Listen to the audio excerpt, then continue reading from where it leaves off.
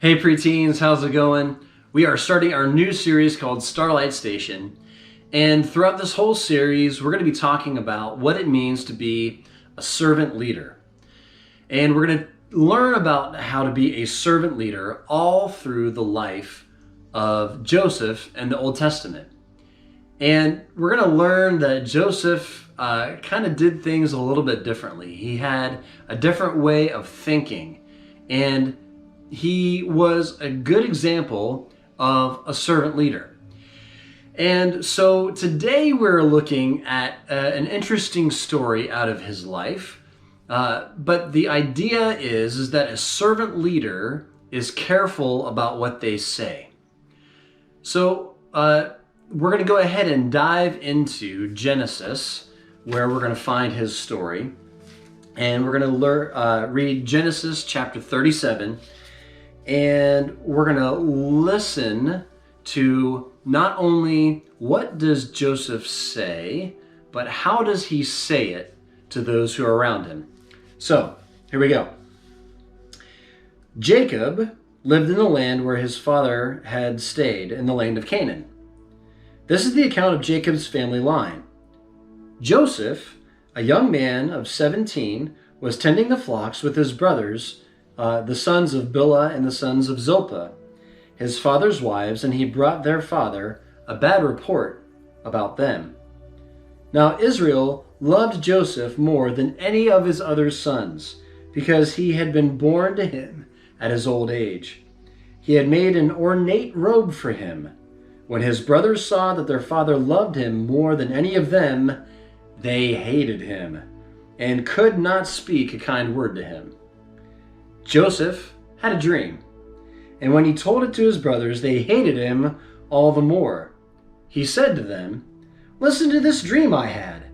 We were binding sheaves of grain out into the field, when suddenly my sheaf rose and stood upright, while your sheaves gathered around mine and bowed to it."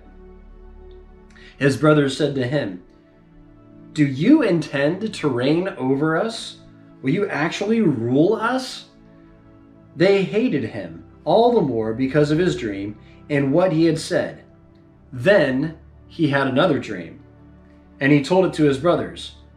"Listen," he said, "I had another dream, and this time the sun and moon and the 11 stars were bowing down to me."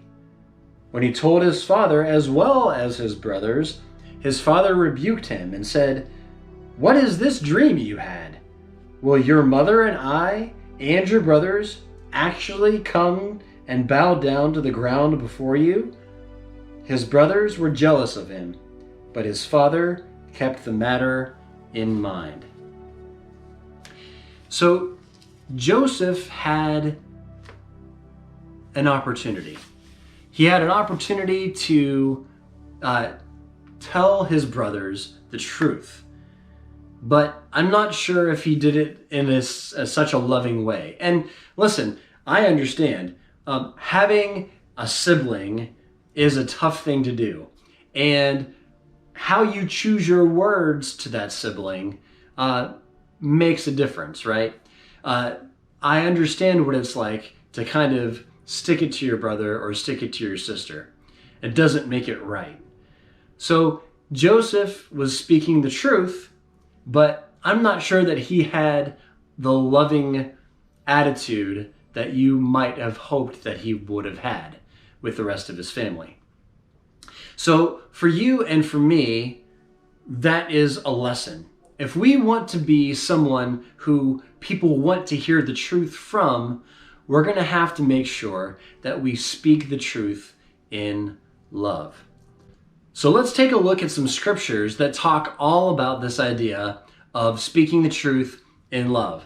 So the first one is going to be out of Ephesians chapter 4, verse 15. And it says this, it says, "Instead, speaking the truth in love, we will grow to become in every respect the mature body of him who is the head, that is Christ."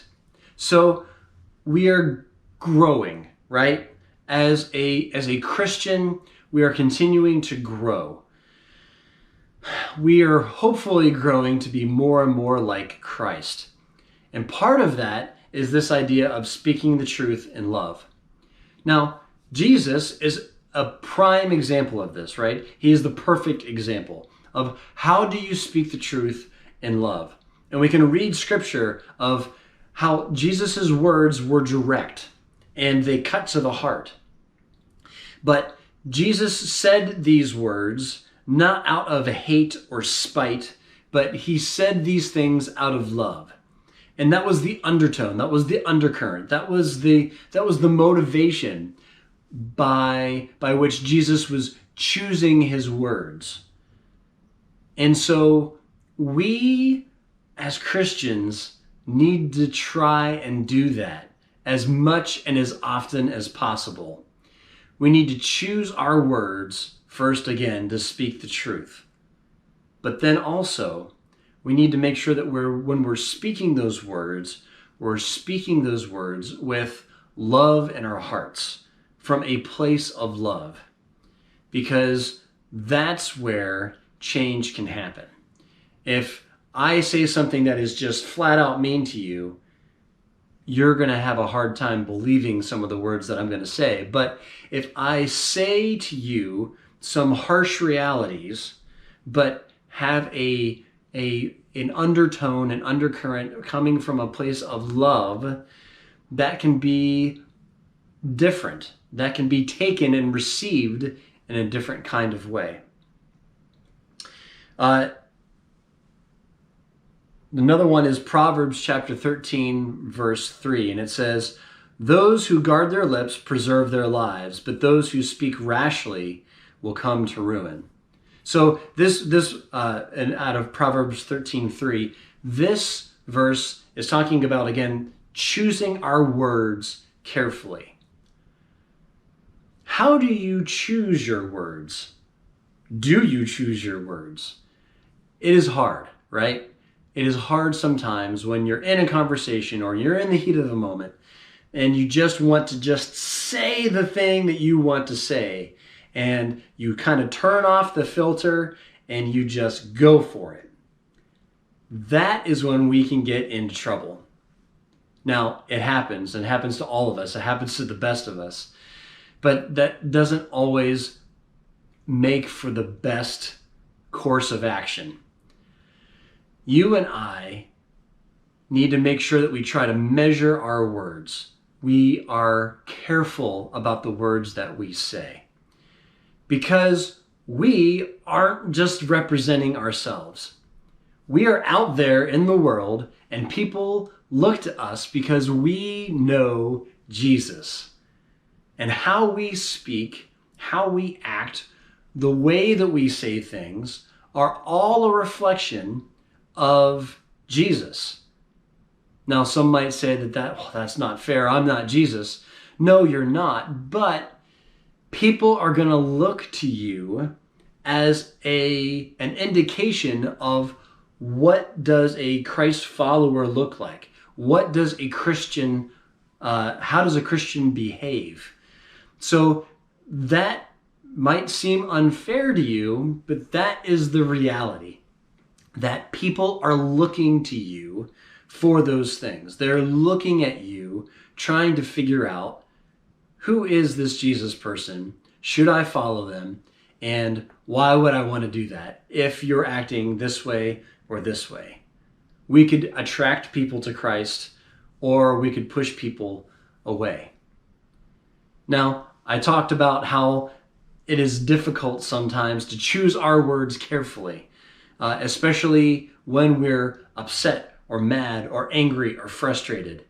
There's a verse out of James chapter 1, verses 19 and 20, and it says, "My dear brothers and sisters, take note of this.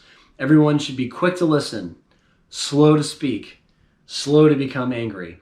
For anger does not bring about the kind of righteous life that God desires." You see, God understands that anger and frustration can cause our words to flow out in a way that is not a good way to communicate. We have to be slow to speak, because our words are powerful. Your words are powerful. Your words hold meaning. And when we say those words, we can't get those words back.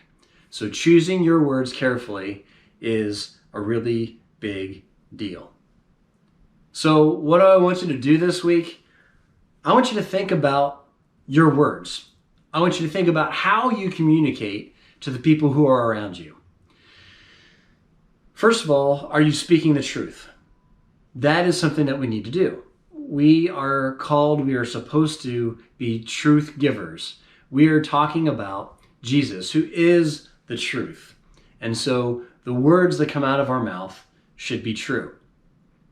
But also, how are you speaking that truth? How are you speaking those words? How are you communicating to other people? Is it with that understanding, with that undercurrent, with that place, from that place of love? So how are you talking to other people? How are you talking to your brother and sister? How are you talking to your mom and dad? How are you talking to your best friends, your worst enemies, your teachers, your bus drivers, your neighbors, everybody? How are you talking to other people? How do you think you sound when you talk to them? One of the things that I try to do when I want to make sure that I'm communicating from a place of love is that I try to hear myself through what they're going through. Or I try to listen to what I'm saying as if I'm them hearing it. Because I want to try to make sure that I am communicating what I really want to communicate. Speaking the truth from a loving place. So that's all I have for you this week.